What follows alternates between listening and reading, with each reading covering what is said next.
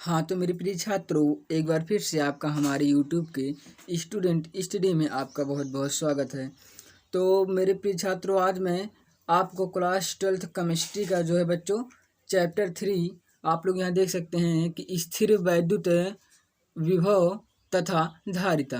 ये हमारा बच्चों जो है आज का हमारा नेक्स्ट चैप्टर है कि स्थिर वैद्युत विभव तथा धारिता। ठीक है बच्चों, हमारा चैप्टर 3 है। बच्चों, मैंने आपको पहले ही पिछले वीडियो में 2 चैप्टर को प्रोवाइड कर चुका हूं। यदि आपने अभी तक वह वीडियो नहीं देखा है तो जल्द से जल्द हमारे प्लेलिस्ट में जाकर उस वीडियो को देख लें। ठीक है बच्चों, तो आज का जो बच्चों हमारा हेडिंग होगा चैप्टर 3 का, वो होगा हमारा वैद्युत द्विध्रुव। बच्चों, यह हेडिंग जो मैंने पहले ही आपको पिछली वीडियो में प्रोवाइड किया हूँ कि वैद्युत द्विध्रुव क्या होता है, लेकिन मैं एक बार फिर से आप लोगों को बता देता हूँ कि वैद्युत द्विध्रुव होता क्या है, क्योंकि इस चैप्टर में भी इसका उपयोग किया गया है। ठीक है बच्चों, तो दिया है हमारा कि वैद्युत द्विध्रुव तो वह निकाय जिसमें 2 बराबर परंतु विपरीत आवेशित बिंदु आवेश एक दूसरे से अल्प दूरी पर स्थित होते हैं वैद्युत द्विध्रुव कहलाते हैं। ठीक है बच्चों, आप देख सकते हैं, फिर से एक बार देख लीजिए।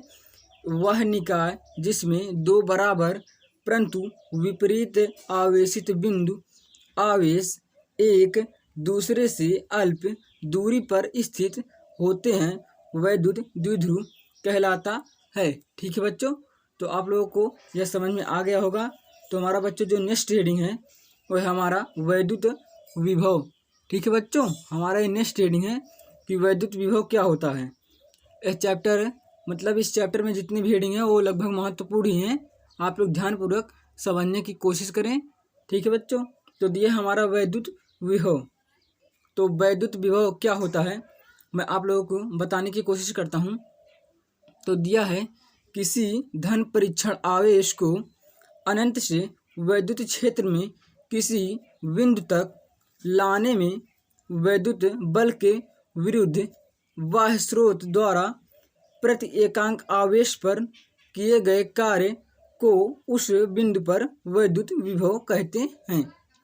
आप लोग एक बार फिर से इसे समझिए बच्चों कि हमारा क्या दिया है। वैद्युत विभव में दिया है किसी धन परीक्षण आवेश। बच्चों, किसी धन परीक्षण आवेश मतलब जो हमारा क्यू आवेश होगा वो क्या होगा, धन परीक्षण आवेश होगा, को अनंत से बच्चों बहुत दूर मतलब अनंत, आप जिसे मतलब ज्ञात ना कर सके, अनंत होगा, अनंत से वैद्युत क्षेत्र में किसी बिंदु, बच्चों एक वैद्युत क्षेत्र होगा हमारा जिसमें किसी बिंदु तक लाने में वैद्युत बल के विरुद्ध, बच्चों विरुद्ध मतलब उसके विपरीत बाह्य स्रोत द्वारा प्रति एकांक आवेश, बच्चों जो आवेश होगा उसमें उस पर किए गए कार्य को उस बिंदु पर वैद्युत विभव कहते हैं।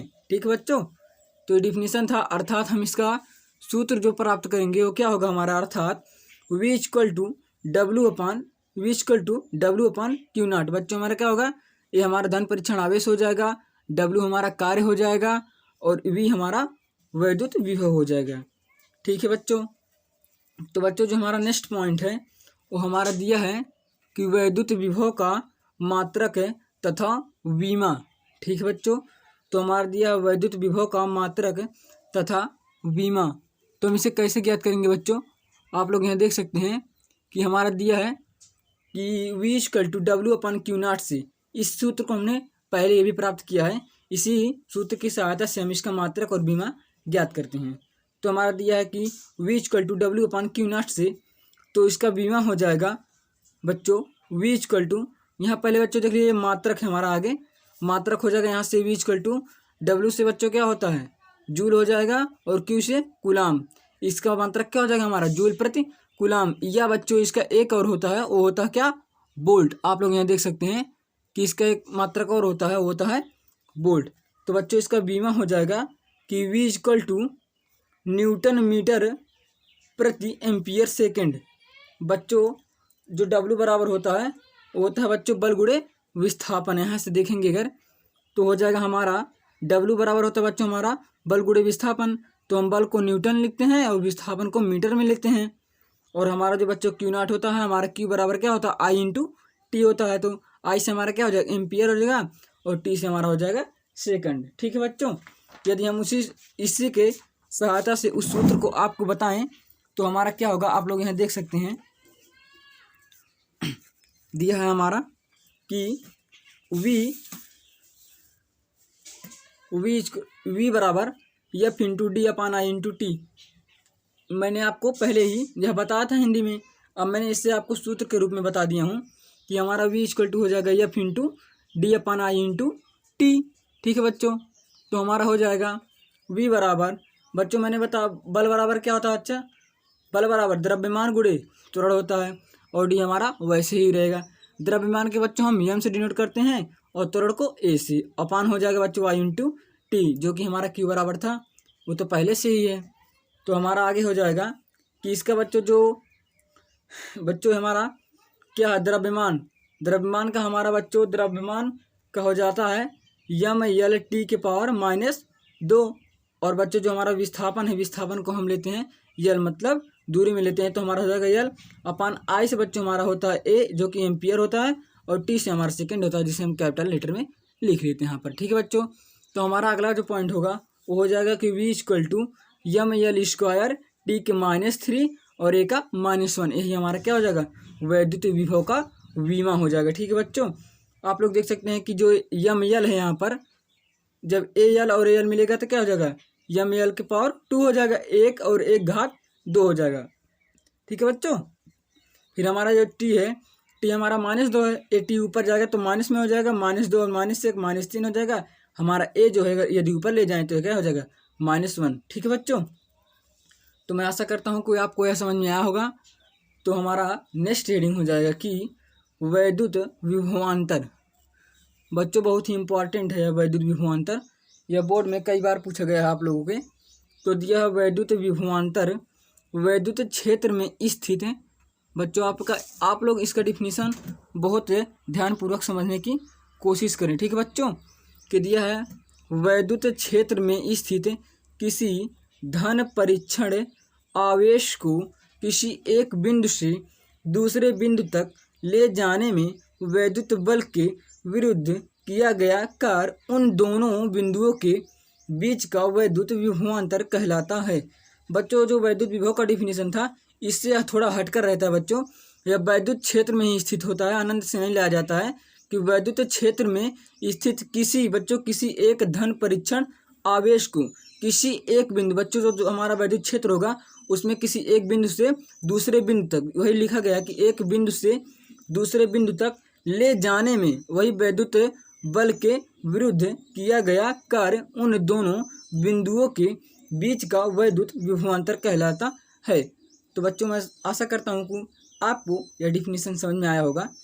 तो हमारा जो बच्चों आगे होगा कि हो जाएगा यदि, वही हम मानते हैं यहाँ पर कि यदि धन परीक्षण, बच्चों आप देख सकते हैं यदि धन परीक्षण आवेश Q0 को वैद्युत क्षेत्र में बिंदु B से बिंदु A तक, हम बच्चों बिंदु B और बिंदु A बच्चों एक मान लेते हैं जो कि हमारे वैद्युत क्षेत्र में स्थित हैं। तो हमारा हो जाएगा कि बिंदु B से बिंदु A तक ले जाने में वैद्युत बल के विरुद्ध किया गया कार्य W हो बच्चों। W बच्चों हमारा होता है क्या, कार्य। ठीक है बच्चों, तो हमारा हो जाएगा कि यदि धन परीक्षण आवेश Q0 को वैद्युत क्षेत्र में बिंदु B से बिंदु A तक ले जाने में वैद्युत बल के विरुद्ध किया गया कार्य W हो, तो यहाँ तक मैंने आपको बताया कि यदि कार्य W हो तो उन बिंदुओं के बीच विभवांतर, आप लोग यहाँ देख सकते हैं, तो इन बच्चों बिंदुओं के बीच विभवांतर जो होगा VB माइनस VA बराबर W अपान Q0। बच्चों आप लोग कहेंगे कि भाई सर कैसे हो गया, VB minus VA equal to W upon Q0।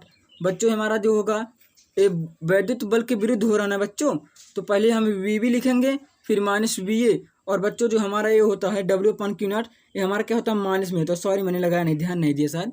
ठीक है बच्चों, हमारा क्या होता है माइनस में होता है, क्योंकि हमारा जो है वैद्युत बल के, यहाँ पर देख सकते हैं कि वैद्युत बल के विरुद्ध किया गया कार्य W, जब इसके विरुद्ध किया जाता है बच्चों तो हमारा क्या हो जाएगा माइनस में हो जाता है। ठीक, तो आप लोगों को यह समझ में आया होगा। ठीक है बच्चों, तो हम नोट में लिख लेते हैं।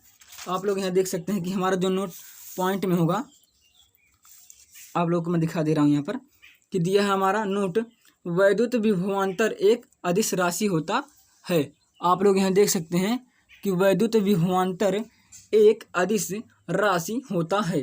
फिर हमारा बच्चों जो होगा कि इसका मात्रक जूल प्रति कूलाम होता है।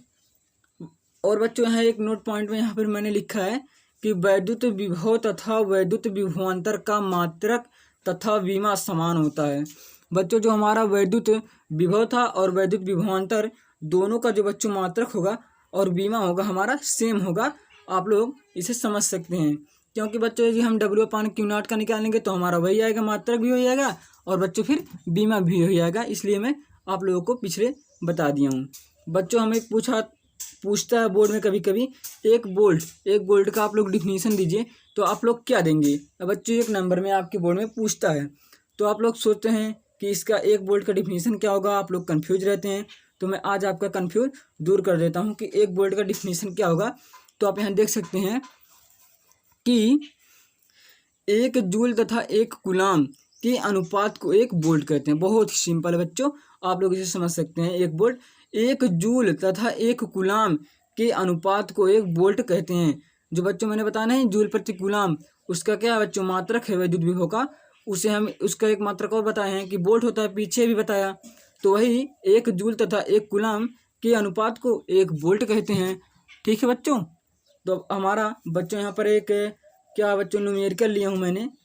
आप लोगों को मैं सोचा कि थोड़ा महत्वपूर्ण न्यूमेरिकल है, आप लोगों को बता दूं। कभी कभी ये 2 या 3 नंबर में आपके बोर्ड में पूछ लेता है।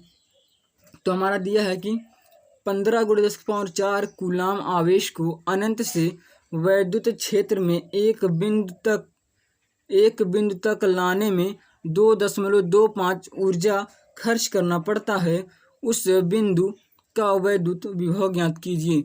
बच्चों एक बार क्वेश्चन में फिर से रिपीट कर देता हूँ कि 15 × 10⁴ कूलाम आवेश को अनंत से वैद्युत क्षेत्र में एक बिंदु तक लाने में 2.25 ऊर्जा खर्च करना पड़ता है। उस बिंदु का वैद्युत विभव ज्ञात कीजिए। तो बच्चों हमारा जो सवाल हल करने का नियम होता है कि सबसे पहले हम हल लिखते हैं। हल में दिया है क्या बच्चों, पहले उसे लिखते हैं। दिया है क्योंकि एग्जामिनर जो होता है पहले हमारा पॉइंट ही देखता है और पॉइंट से हमारा नंबर बनता है। तो दिया है हम लिखेंगे कि Q0 बच्चों जो हमारा दिया है कूलाम, यहाँ पर दिया है कि आप लोग यहाँ देख सकते हैं कि दिया है Q = 15 × 10⁴ दिया है और W बराबर जो हमारा ऊर्जा दिया है 2.25। ठीक है बच्चों। और V = हमारा क्या है, क्वेश्चन मार्क। तो हमने अभी बताया आप लोगों को, सॉरी बच्चों, बताया कि V बराबर W/Q0।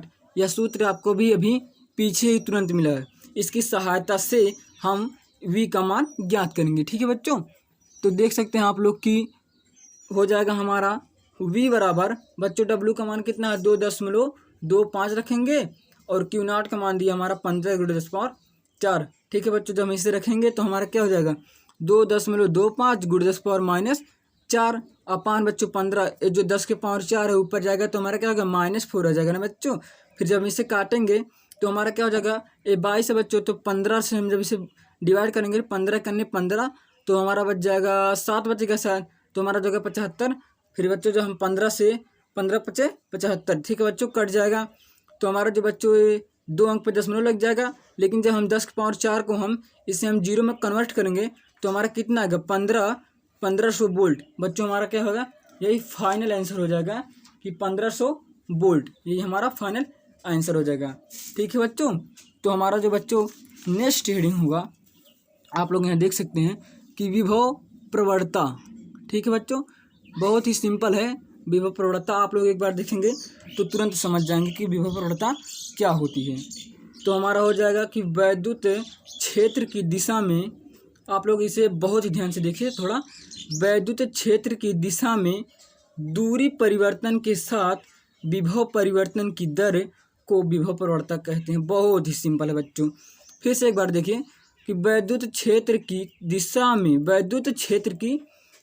में दूरी परिवर्तन के साथ विभव परिवर्तन की दर को विभव प्रवणता कहते हैं।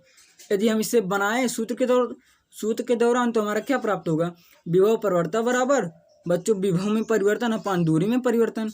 ठीक है बच्चों, विभव में परिवर्तन अपान दूरी में परिवर्तन। तो हमारा हो जाएगा कि बच्चों हमारा क्या होगा, माइनस हो जाएगा बच्चों, यहाँ पर माइनस लगता है हमारा सूत्र से कि विभव में परिवर्तन अपान दूरी में परिवर्तन। तो हमारा विभव परिवर्तन बराबर जो हो जाएगा बच्चों, हम विभव में परिवर्तन होगा तो हम उसे डिनोट किस चीज़ से करेंगे, v से करेंगे। और दूरी में परिवर्तन की दर, बच्चों मैंने आपको डिफिनेशन में बताया यहाँ पर दर, आप लोग देख सकते हैं कि दर मतलब क्या होता है, समय होता है ना। तो हमारा क्या हो जाएगा, मतलब दूरी में परिवर्तन की दर, पूरा नहीं लिखा गया, बस सूत्र में इतना ही लिखा जाता है। तो हमारा क्या हो जाएगा, विभव परिवर्तन बराबर dv अपान dt। ठीक है बच्चों, dv अपान dt ये हमारा क्या हो जाएगा, विभव परिवर्तन का सूत्र हो जाएगा। तो हमारा फिर अगला हो जाएगा कि विभव परिवर्तन की बीमा। ये तो आपके बोर्ड में कभी कभी पूछता है कि विभव परिवर्तन की बीमा बताइए आप लोग, तो आप लोग क्या निकालेंगे, तो विभव परिवर्तन की बीमा बराबर हम निकालेंगे कि विभवांतर की बीमा अपान विस्थापन की बीमा। ठीक है बच्चों, हो जाएगा हमारा विभवांतर की बीमा अपान विस्थापन। समय को बच्चों हम विस्थापन से डिनोट करते हैं यहाँ, तो हमारा जो है विस्थापन की बीमा। ठीक है बच्चों, तो हमारा क्या हो जाएगा, विभव परिवर्तन की बीमा बराबर विभवांतर की बीमा अपान विस्थापन की बीमा। तो हमारा हो जाएगा यम यल स्क्वायर टी के -3 ए का -1। बच्चों विभवांतर का बीमा जो मैंने अभी अभी आपको पीछे बताया था कि यम यल स्क्वायर टी के -3 और ए का -1 होता है। और विस्थापन को मैंने आपको बताया कि ये नापी जाती है किस में, तो दूरी में। तो हमारा क्या हो जाएगा, यल हो जाएगा। तो जो हमारा एल ऊपर जाएगा बच्चों, तो हमारा क्या हो जाएगा, माइनस में हो जाएगा। ठीक है बच्चों, तो हमारा जब ऊपर जाएगा माइनस में होगा, तो जो हमारा बच्चों यहाँ 2 है, और अगर मान लीजिए यदि 2 है और एल जाएगा तो -1 हो जाएगा। तो 2 में से 1 गया बच्चों, 2 - 2 + 6 कितना हो जाएगा, 1 हो जाएगा। तो वही हमारा नीचे फाइनल लिखा गया है कि यम यल टी के पावर -3 ए के पावर -1। हमारा एक यल से एक एल क्या हो जाएगा, कैंसिल हो जाता है। तो हमारा एक फाइनल हो जाता है कि विभव परिवर्तन की बीमा यही है आपका विभव परिवर्तन की बीमा। तो बच्चों आज का वीडियो हम यहीं पर समाप्त करते हैं।